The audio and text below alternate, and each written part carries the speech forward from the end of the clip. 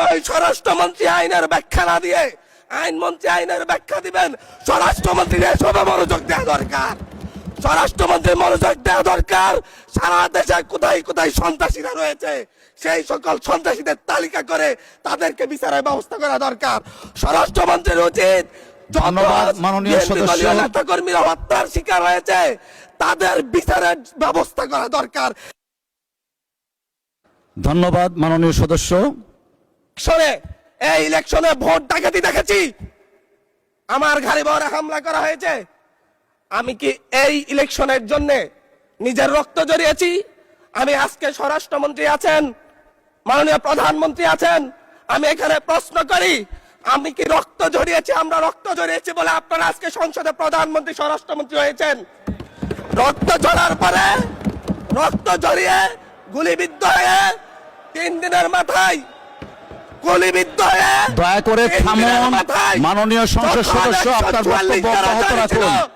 144 ধারার মধ্যে আবার নিজেই গুলিবিদ্ধ পা দিয়ে বের হয়ে গিয়ে সংবাদ সম্মেলন করে বলেছি আবার রাস্তায় নামুন, হাসিনা প্রতিহত হতে হবে।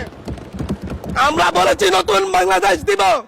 আমরা নতুন বাংলাদেশ আবার প্রতারণার রাজনীতি দেখতে চাই না, প্রবঞ্চনার রাজনীতি দেখতে চাই না। যেই গণভোটের পক্ষে আমাদের মাননীয় প্রধানমন্ত্রী প্রচারণা চালিয়েছেন, যে আদেশের পক্ষে মাননীয় সরকার দলীয় সংসদ সদস্যরা প্রচারণা চালিয়েছেন, আজকে এখানে এসে কেন এটা নিয়ে আবার দীর্ঘ আলোচনা হতে হবে? আমরা 90-এর গণঅভ্যুত্থানের কথা বলে যাই নাই। 3 জোটের রূপরেখা হয়েছে, বাংলাদেশ গণতান্ত্রিক ভাবে উত্তীর্ণ হবে কথা দেওয়া হয়েছিল, কিন্তু 94 সালের মাগুরার নির্বাচন কারা আয়োজন করেছিল? কারা 94 সালে মাগুরার নির্বাচন আয়োজন করেছিল?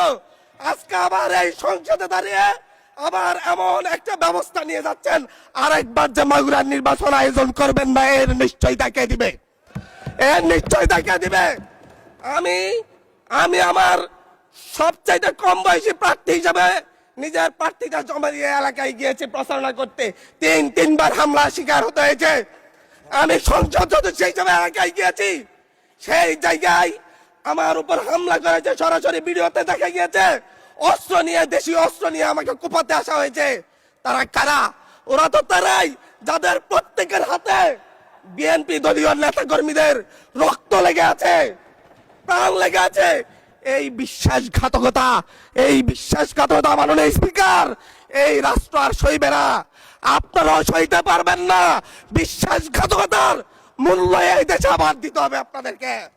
আপনারা যারা আপনাদের ভাইদের রক্ত জড়িয়েছে, খুন করেছে, খুনের মামলা আছে, তাদেরকে আবার পুনর্বাসিত করে আমাদেরকে খুন করার জন্য লেলিয়ে দিচ্ছেন।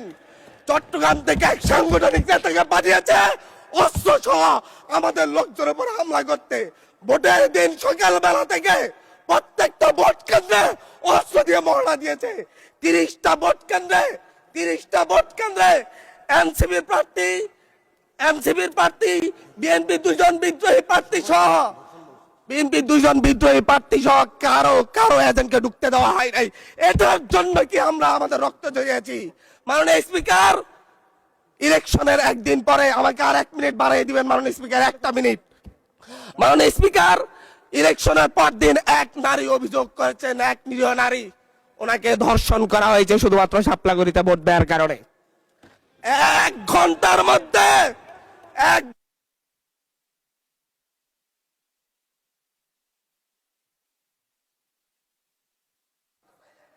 ধন্যবাদ মাননীয় সংসদ।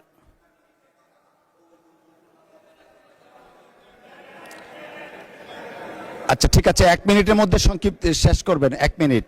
মাননীয় স্পিকার, একজন ভুক্তভোগী নারী অভিযোগ করেছে ওনাকে ধর্ষণ করা হয়েছে শাপলাগড়িতে ভোট দেওয়ার কারণে। সার্কেল এসপি 1 ঘন্টার মধ্যে বলেছে এই ধরনের কোনো ঘটনা ঘটে নাই।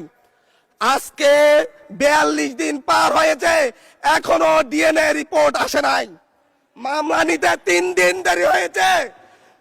আর সিভিল সার্জন অফিস তদন্ত কমিটি করে দিয়েছে, তদন্ত কমিটির রিপোর্ট জমা দিয়েছে। ভুক্তভোগী নারী জানে না তার তদন্ত রিপোর্ট কি এসেছে। এই ভয়াবহ পরিবেশ তৈরি কারা করছে? আমার মনে হয় স্বরাষ্ট্রমন্ত্রী আইনের ব্যাখ্যা না দিয়ে আইনমন্ত্রী আইনের ব্যাখ্যা দিবেন। স্বরাষ্ট্রমন্ত্রীর এসবে মনোযোগ দেওয়া দরকার। স্বরাষ্ট্রমন্ত্রীর মনোযোগ দেওয়া দরকার।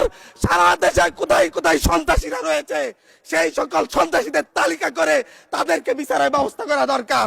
স্বরাষ্ট্রমন্ত্রীর উচিত ধন্যবাদ মাননীয় সদস্য। নেতা কর্মীরা হত্যার শিকার হয়েছে তাদের বিচারের ব্যবস্থা করা দরকার।